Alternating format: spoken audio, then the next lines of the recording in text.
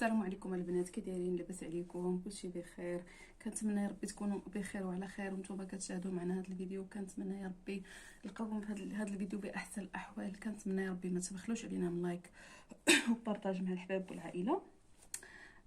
بسم الله على بركه الله. البنات اليوم جبت لكم واحد الوصفه اللي علاجيه ان شاء الله للاطفال، السعال الاطفال، البرد، يعني بزاف د المشاكل اللي كتكون عند الاطفال في الصدر ديالهم وما كنلقاو ليهاش العلاج يعني بالدواء دغيا. ولكن هاد الوصفه البنات صدقوني دقه بطله بالنسبه للاطفال اللي عندهم الكحبه واللي كيكونوا ما كيقدروش يخرجوا داك الكحبه يعني بسهوله، خصوصا داك الاطفال اللي كيكونوا صغار يعني الرضع.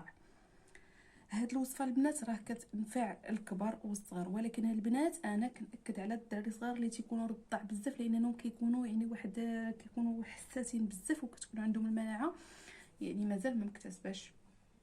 لهذا البنات هاد الوصفه ان شاء الله غادي تنفعهم بزاف الاطفال الرضع البنات.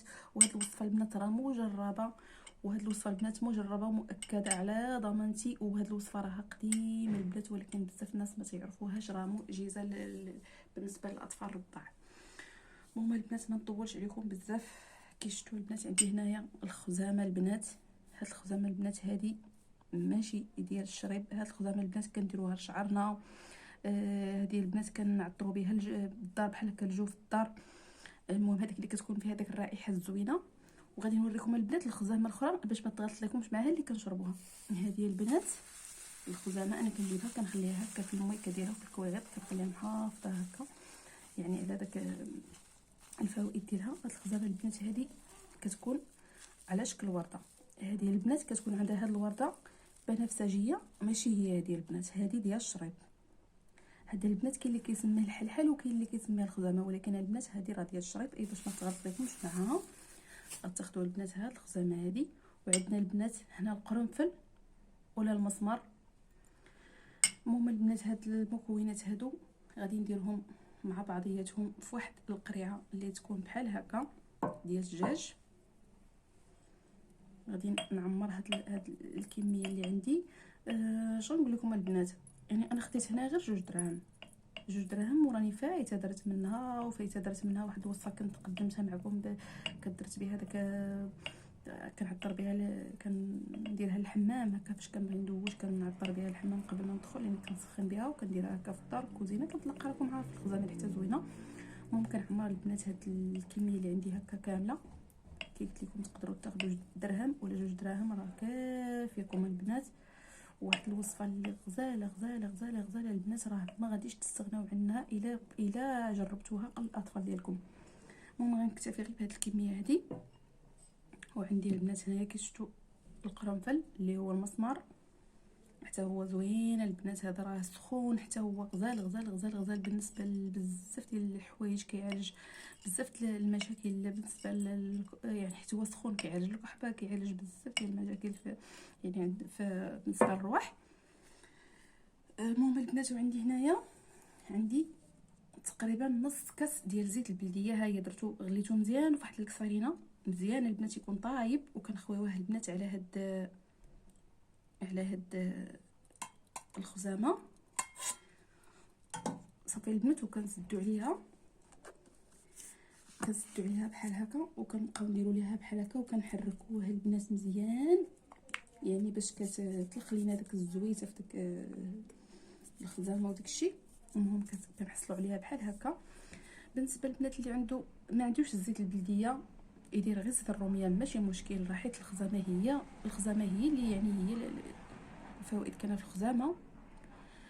شنو غنديروا ليها البنات، هي باقا سخونه بحال هكاك.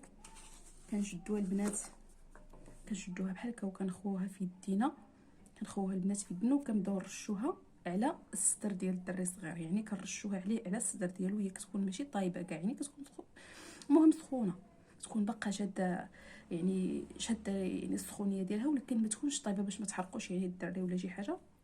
كتبقاو ترشوا ليه على الصدر ديالو حيت كتكون الكحبه، وكترشوا مزيان البنات داك البلاصه وكتبقاو يعني تماسيو بحال هكا بيديكم.